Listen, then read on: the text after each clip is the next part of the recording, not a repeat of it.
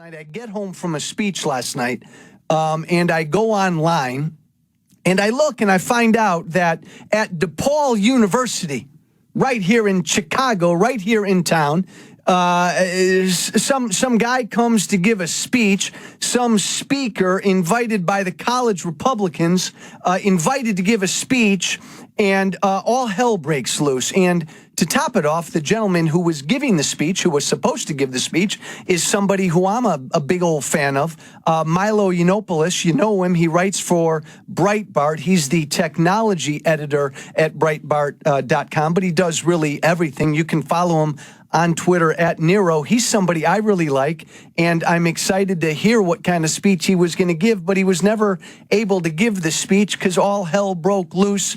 Hey, Milo, thank you for joining me. Hey, buddy, how's it going? Thanks for having me. What in God's name happened? It seemed so innocent. I know you're on this college tour, but DePaul's DePaul. The college Republicans invited you. Well, what happened?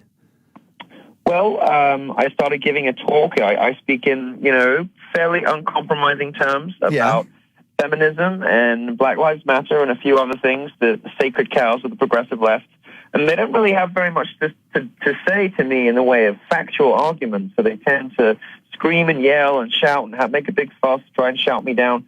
But something happened at DePaul that has never happened before. And, I'm doing a 66 college tour this year. Right. I've done a lot of these talks, and something happened that's never happened before. I had to end the event, really only 15 minutes into the event, because it was very clear that we could not proceed in any meaningful way. And you know what was scary about it? And I've never seen this before in my life. So, Milo, about 15 minutes in, you ended the event. What caused that? What happened to cause you to just say, the hell with it, can't do this?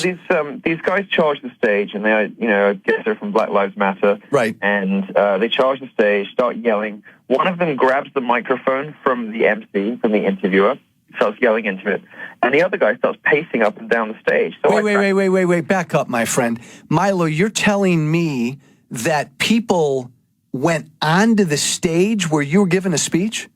Oh, yeah. They charged the stage, and it gets much worse than that. I'm about to tell you something that will shock you, really shock you. These guys charge the stage. There's the guy pacing up and down, and I try to crack a couple of jokes to keep the mood light, and he walks up to me and says, "Don't try me, I'll lay you out." Like he's going to hit me, and right up front. So what do? Well, I turn to the security that, by the way, I paid for, because DePaul sprung this massive, multi-thousand, it was like a $3,000 bill on the students with a tiny amount of time to go. It's kind of their slimy way of trying to get it canceled. Right. The students come to me and they say, "Oh, God, what do we do? We can't afford this. They say you've got to have 15 security guards for this event." And I'm like, "Okay, look, I'll just pay it, because let's not cancel it. That's just dumb." So I'm looking at the security guards that I paid for, asking them to remove from the stage a man who just threatened to hit me. You know what they did? Nothing. They let this guy continue to pace up and down on stage, continue to posture and threaten people. The girl who'd stolen the mic was just dancing and bouncing around. And in the end, I just thought, you know what? I don't want to get hit in the face for trying to give a talk about feminism. And the audience who's come here, some people have driven for 4, 5, 6 miles. Yeah. 6 hours rather, to come and see me. 550 of them are having the evening ruined for them. But I just couldn't continue. And what's so shocking, the really horrifying thing about this, is there was somebody from the Huffington Post on site who asked the police officers, not the security that we had to pay for, the college security, but police officers who were there too from Chicago PD. And they said they wanted to intervene and take this guy off stage and fix this problem. But the college authorities, DePaul authorities, told Chicago PD to stand down and stay out of it. In other words, the college authorities told the police to ignore physical threats directly made to an invited guest on stage with an audience of 550 people in front there. Why? Who knows? Because the guy's black? Nobody knows. But I'm so shocked by this. That the voice you hear, everybody, belongs to Milo Yiannopoulos. You know him. He writes for Breitbart, Breitbart.com. He's in the middle of a big old college tour, trying to go around to colleges, give talks, and present another viewpoint. You can follow Milo on Twitter at Nero. I love him. I love following everything this guy does and says. Milo, get back to this, though. The security people just stood there?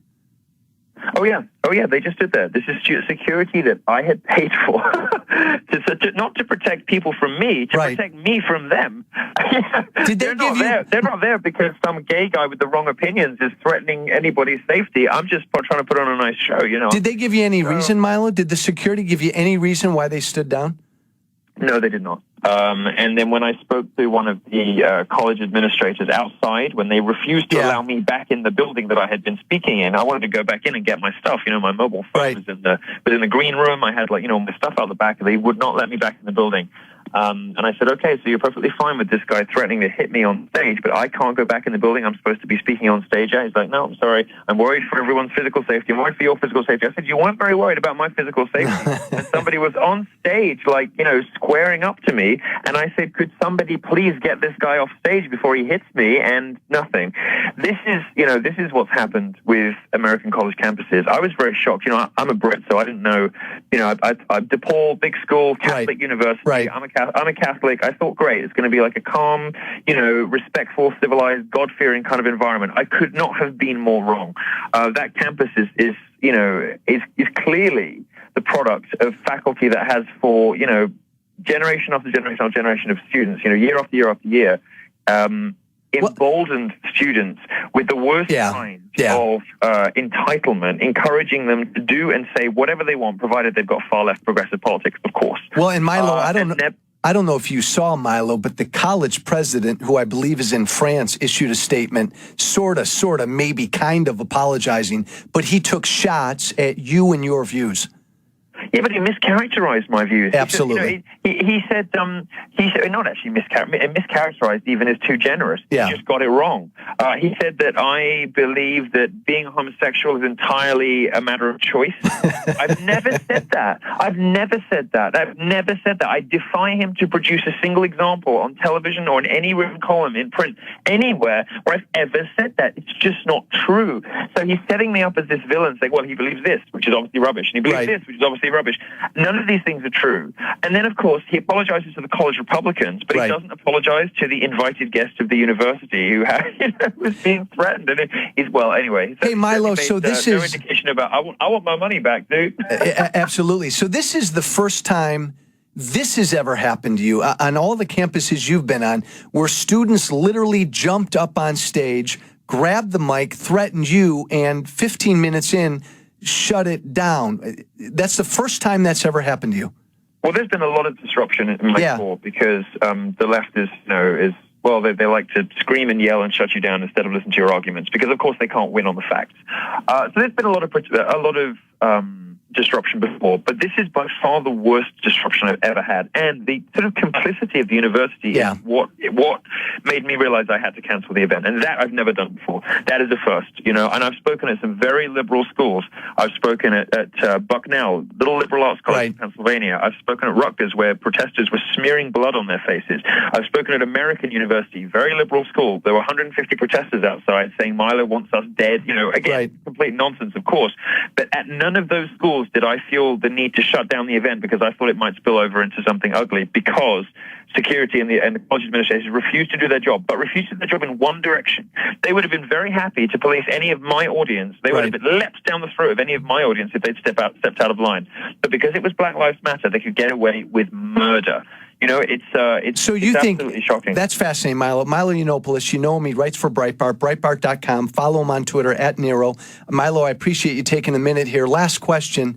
Who, and I know because you're immersed in this issue, man, but to the point, who do you think's really to blame for all of this crap going on in these campuses? Well, it's easy to blame the students. Right. It's easy to look at the students and say, look at these, these idiots, these, jumping up and down, crazy, ignorant lunatics. Right. And yeah, they do make spectacles of themselves, and that is funny. But I'm not angry at them. I find them funny. I laugh at them, and I make an example out of them sometimes because I would like them to snap out of it and grow up.